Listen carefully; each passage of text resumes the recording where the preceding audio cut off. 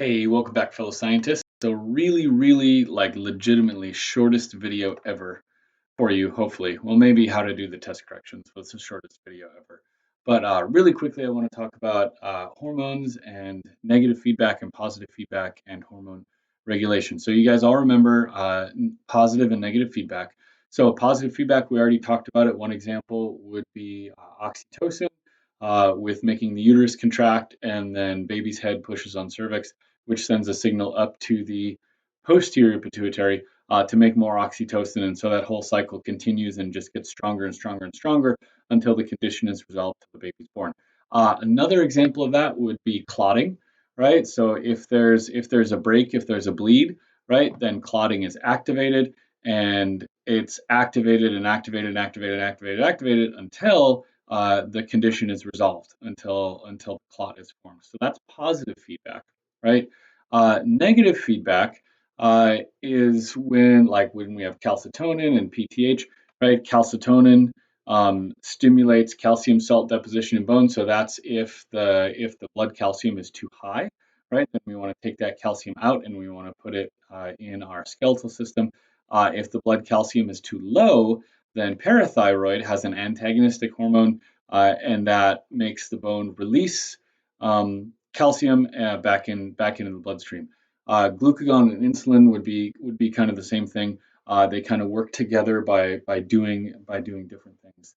So that's an example of negative feedback where you have a certain condition, and then this hormone works against that condition, right? You have a certain condition, and then this hormone works against that condition to bring it back into balance. All right, so here we go. The example that I'm going to use to talk specifically about this is the example of this thing right here called a goiter, right? So I'm going to describe how goiters happen and how it makes sense hormonally. So we talked about T3 and T4 being thyroid hormones and being metabolic hormones. The reason why they're called T3 and T4 is because T4 has 4 atoms of iodine on this molecule, and T3 has 3 atoms of iodine on this molecule. So use that, just tuck that away in the back of your brain. That'll come that'll be important here in a second. So hypothalamus releases thyroid releasing hormone, right? That also, thyroid releasing hormone, sorry, I got ahead of myself. Thyroid releasing hormone goes to the anterior pituitary, and it makes the anterior pituitary release thyroid stimulating hormone.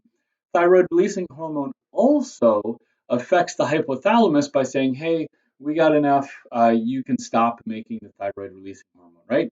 Anterior pituitary releases the thyroid stimulating hormone, which makes the thyroid release T3 and T4. But then the thyroid stimulating hormone also goes back and affects the anterior pituitary, says, hey, we got enough, don't worry, you can stop now.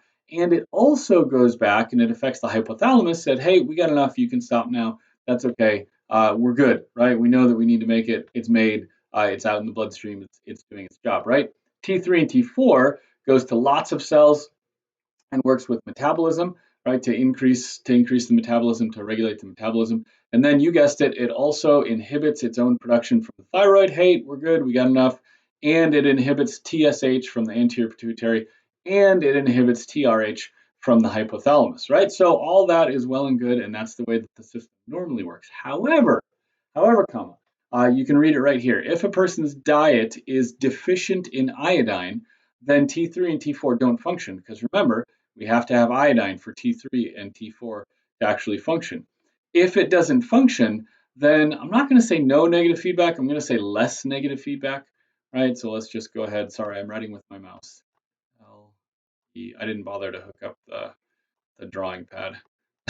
Less negative feedback to the anterior pituitary and to the thyroid and to the hypothalamus and everything like that. So anterior pituitary keeps making and releasing the thyroid stimulating hormone. So that thyroid stimulating hormone, the thyroid's like, whoa, we're not doing our job. Like we need to kick it up a notch, and it kicks it up a lot. And the thyroid grows bigger and bigger and bigger. And so that's what this bulge called a goiter on this person's neck is. That's actually their thyroid gland that is just so enlarged because this person doesn't have access to iodine. Now, in first world countries, how do we get most of our iodine? Right, iodized salt, right? So if you're the Morton salt with the little girl with the umbrella, and then the salt is kind of falling right as she's walking home from the store, that's iodized salt. If you look on most of your salt, it'll say iodized specifically for this reason, and that's why we really don't see a lot of goiters here because we love our salt. Well, I love my salt specifically. In developing countries and third world countries, most of them get their iodine from seafood, right? Which makes sense, right? Salty.